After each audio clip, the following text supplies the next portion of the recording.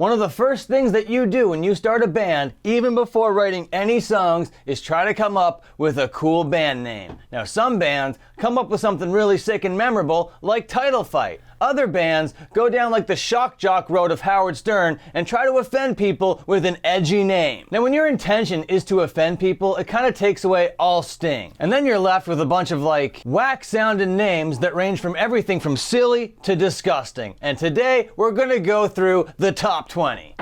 Hey ladies, how's it going? Dan Frampton here, and before we get going, how's about you like and subscribe? Okay, with that out of the way, let's hit the pit.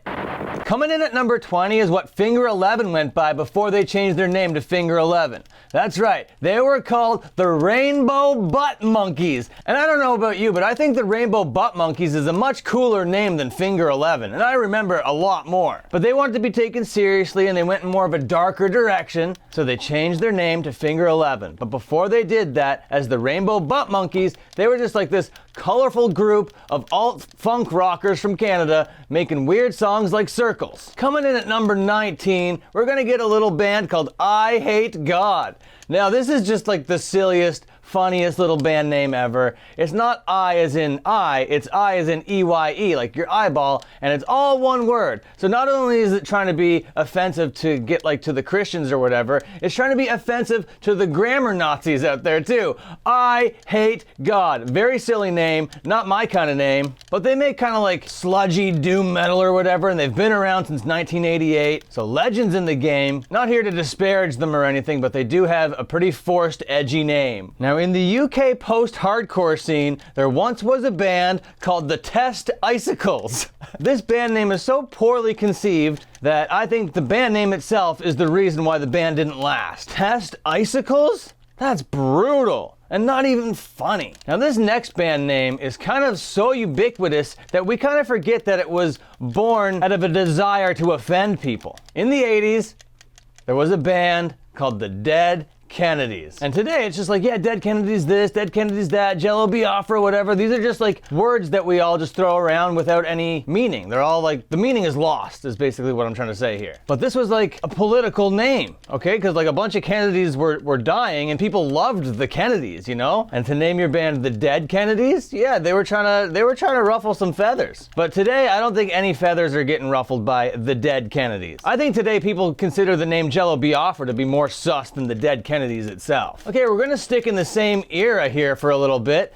and talk about a little group called the Circle Jerks. And I think it's pretty ironic that Keith Morris is the front man for a group called the Circle Jerks. If anyone circle jerks himself more than anybody else, it's Keith motherfucking Morris. But the band name has like a dual meaning because like of a circle pit, and these are like the jerks within a circle pit. But that's not what circle jerk is in like the common lexicon. And that's another name that's been around for so long that we forget that it was born out of a desire to be edgy and to ruffle feathers, but it just isn't that. Circle Jerks is just like a catchy little band name. Now this next band is a band, I'll be honest, that I haven't heard of until today, because I'm not really into synth rock or whatever, but these guys play some synths, you know?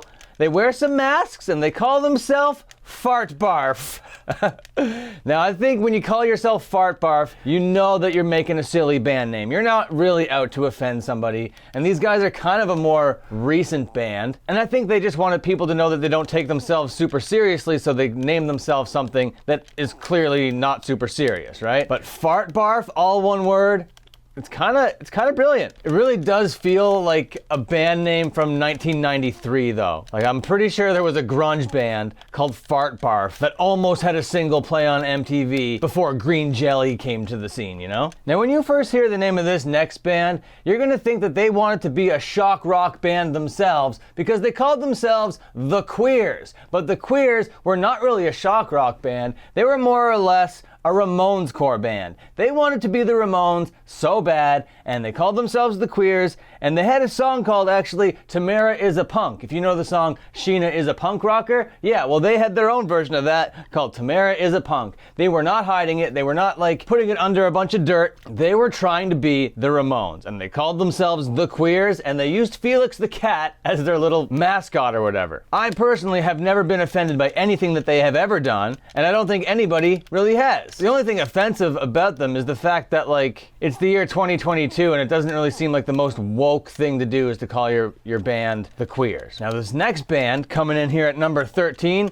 is a proto-grunge band that kind of helped kick off the whole thing before it was actually kicked off. And they were a band called the Butthole Surfers. They were just surfing around in buttholes. They were a really good band, and I think a lot of people didn't give them the credit that they deserved because of their name. You know, I think people just stayed away from them because they were called the Butthole Surfers, and you thought that you were going to get like a joke band. But these guys were the real deal, man. These guys toured, they went crazy, and they wrote really cool songs. Now, for this next selection, coming in at number 12, we're going to have to go to Crack Rock City and check out some Choking Victim. Because here at number 12 is the spot for those crack rockers themselves, Choking Victim. And everything about this band and everything about this scene is fueled by addiction, if anything else.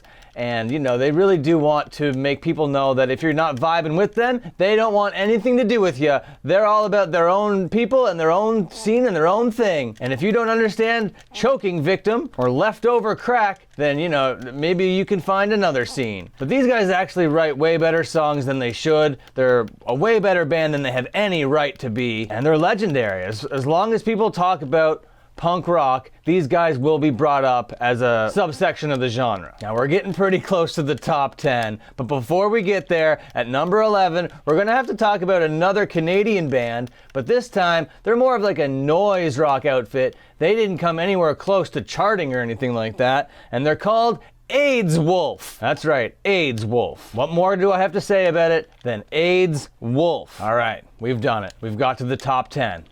But before we get to all the names with the nasty swear words and all the gross language, we gotta read some viewer comments. Marianne Cooper comes in on my last video and says, "Wear what you want, no one cares." Exactly. Thrive and Suffer comes in and says, "He's mad at Ed Repkas for the legacy outshines his music." Spot on, bro. Lol, lol, lol, lol, lol. I really appreciate that. Thank you so much. Let's get back to the video. Okay, it's top 10 time. If you want your comment read on the next episode of Punk Rockin' Arcade, you know what you gotta do. Sound off down below. Now, this next band is not a band that I know a whole lot about, because this is a genre that I don't know a whole lot about, and this is American black metal. If you listen to American black metal, there's probably no way that you're gonna guess what band I'm gonna choose here, because they're all kind of weird, disgusting, mildly offensive band names. But for this spot on the list, I've whittled it down to Slut Vomit. Now that just seems like you're choosing two words that people would be offended by themselves, and you just put them together. Literally, there's no space between the two words, and we're like, that is a great band name, we're gonna go with that. And that's cool, I guess, but I mean, it just seems kind of whack and lazy, no? Okay, coming in here at number 9, it's gonna be kind of relevant to today's current events, and that's Dayglow Abortions. Kind of any word you put before the word abortion is gonna offend somebody in today's climate. I don't really know what a Dayglow abortion is supposed to be. What Dayglows are you getting rid of? I don't know. But because of the word abortion, and because it's a hot button issue at the moment, Roe versus Wade and all that sort of stuff, it's a pretty edgy band name. Now this next band coming in at number 8 has been around longer than punk rock has been around. And that is a band called Cock Sparrer. Now that is like the originals of offensive just to be offensive band names. You know what I mean? We're gonna put the word cock in our band name, but also imply that we're fighting with our wangs. But you know, it's not offensive. It's a band name that's all about cockfighting, you know, roosters. But either way, if your band name is named after cockfighting, that's equally as forced edgy, okay? But Cock Sparrer, you're not gonna hear me say a bad word about them. I think that they're a great band. They've been around forever, nothing but respect, and I love that name. For this next band, we're still gonna keep it in that genitalia theme, and we're gonna talk about Psychobilly Band. You know who I'm about to say, Nashville Pussy. Now I've known about Nashville Pussy for about as long as they've been around, but I could not name a single one of their songs. I couldn't tell you what their albums sound like, and I sure as hell don't know what they're like live. But if they're one of your favorite bands, and you go to Thanksgiving dinner and your aunt is like, "Hey, what's your favorite band right now?"